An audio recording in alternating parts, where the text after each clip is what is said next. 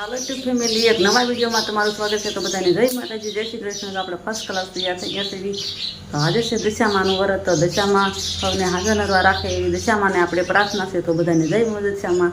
તો આપણે હવે જઈશું પૂજા કરવા. પૂજા કરીને તૈયારી પણ આપણે બધી કરી નાખી છે. તો તમને એ પણ બતાવો પૂજામાં શું શું વસ્તુ જોઈવી અને કેવી રીતે પૂજા કરવાની એ પણ તમને બતાવું છું. તો વિડીયોમાં કન્ટિન્યુ બન્યા રહેજો. તો આપણે બેસી ગયા છે પૂજા કરવા. જો પૂજાનું બધું આપણે વસ્તુ લઈ લીધી છે. આ બધી પૂજાની વસ્તુ છે. 10 વસ્તુ પૂજાની બધી હોય. દશામાની ચોપડી, માળા, હવન કરવાનું ગુગળ, અગરબત્તી, આવું બધી વસ્તુ આપણે લઈ લીધું છે. જો આમાં દશામાનો દોરો પણ સાથે આપણે લઈ લીધો છે. આવું બધું પૂજામાં આપણે જોઈએ. નાગલા, ચૂંદડી, ફૂલ, હાર પણ આ બધો સરસ મજાનો બનાવ્યો છે. આવું જોઈ અને પાટલો પણ જો લઈ લીધો. પાટલો લઈ લીધો છે. અને આ આપણે પાટલા ઉપર જરા સાંખ્યો કરશું, પછી પાથરશું, પછી દશામાને આપણે બેસાડશું.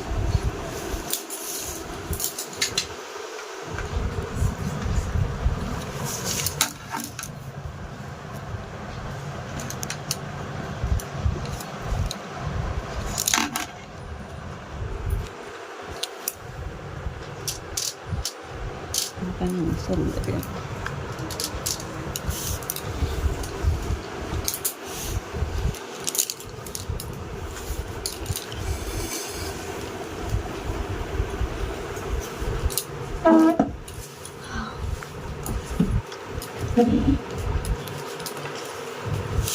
તારું રેવા દેવા હમણાં મીઠો તારું થઈ ગયું.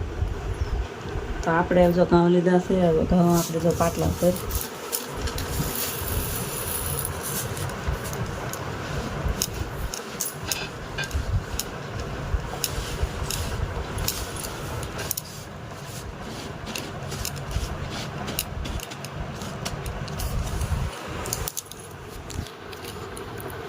તો હવે આપણે મૂકી દઈશું દશામાની મૂર્તિ.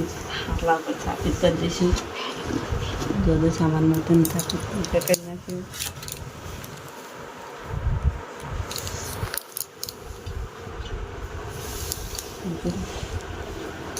હવે લીધો પાણીનો લોટો આપણે મૂકવાનો હોય.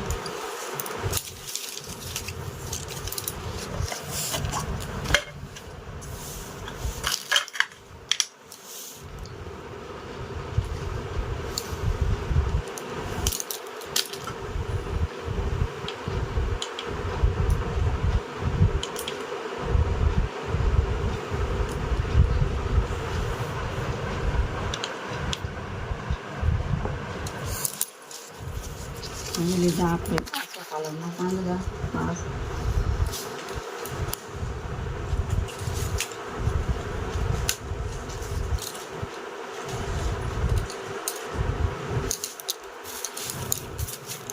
અને હવે લઈ લીધું શ્રીફળ.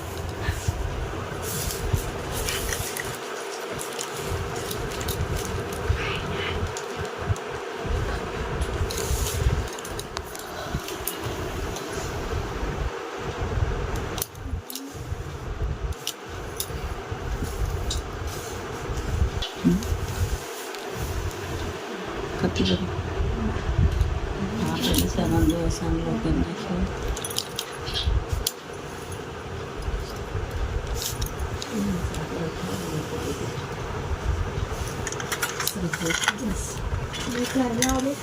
દશામાનો દોરો આપણે પહેલાં એને 10 ગાંઠી વાળીશું.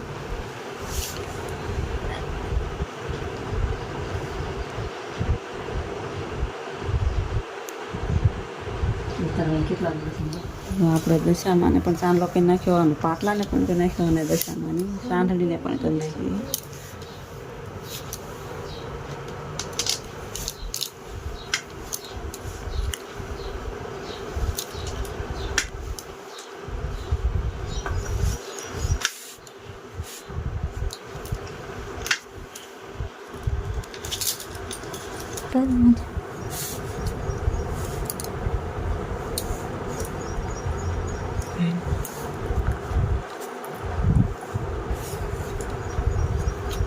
દશામાં જો આપણે નાગલાને ઉસરે દઈશું અને ચૂંદડી આ ચૂંદડી પણ આપણે લાવ્યા છે.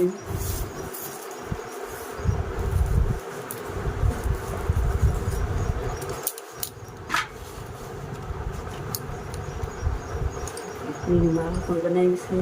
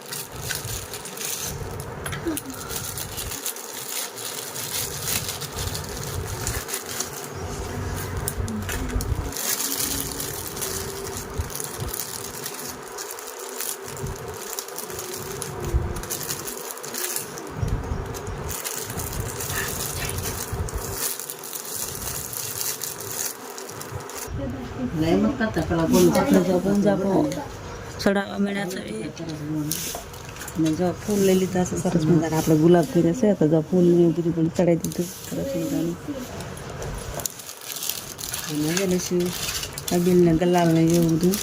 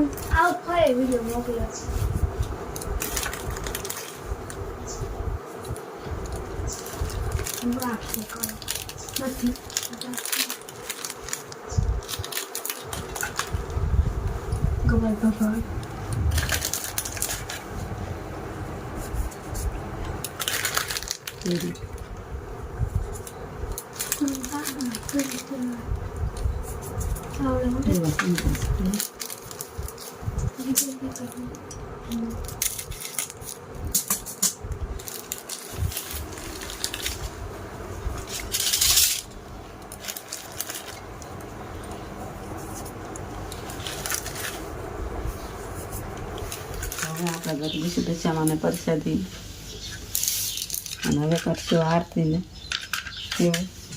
પહેલાં વાર્તા કરી નાખી પછી આપણે આરતી કરશું.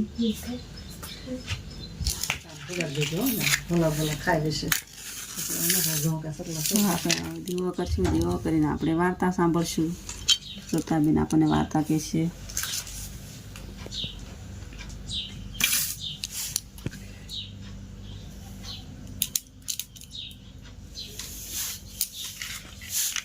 તો આપણે દશામાં દોરોને એવું બધું હાથમાં લીધું છે અને હવે વાર્તા સાંભળવાની છે. બધા વાર્તા સાંભળવા પણ આવી ગયા છે. ભાઈ બેન ને બા ધર્મિષ્ઠાન બધા. તો હવે શ્રદ્ધાબેન આપણને વાર્તા સાંભળવા. કર્ણદેવ ખૂબ જ અહંકારી અને વિલાસી હતો. તેના અભિમાન અને ભોગનો વિલાસનો કોઈ પાર જ ન હતો. તે કમલાવતી નામની એક ગુણવાન અને ચારિત્રશીલ પત્ની હતી. તે જેટલી આસ્તી હતી તેટલો જ કર્ણદેવ નાસ્તી હતો. રાણી કમલાવતી કર્ણદેવને ઘણીવાર સમજાવતી કે અભિમાન એ સાચી વસ્તુ નથી. માણસને ધર્મ કાર્યમાં પણ ધ્યાન આપવું જોઈએ. સુખ અને વેગ આજે છે પરંતુ કાલે નહીં. પરંતુ રાજા તો રાણીની આ સલાહ માનવાને બદલે ઉલટો બગડવા લાગ્યો. તેને સુરા અને સુંદરીના મધ અને કેફમાં મસ્ત રહેવા લાગ્યું. એક દિવસ નિરાશ રાણી મહેલના હવે જો આપણે આરતીની થાળ તૈયાર કરી નાખી છે. હવે આરતી આપણે ગાઈશું.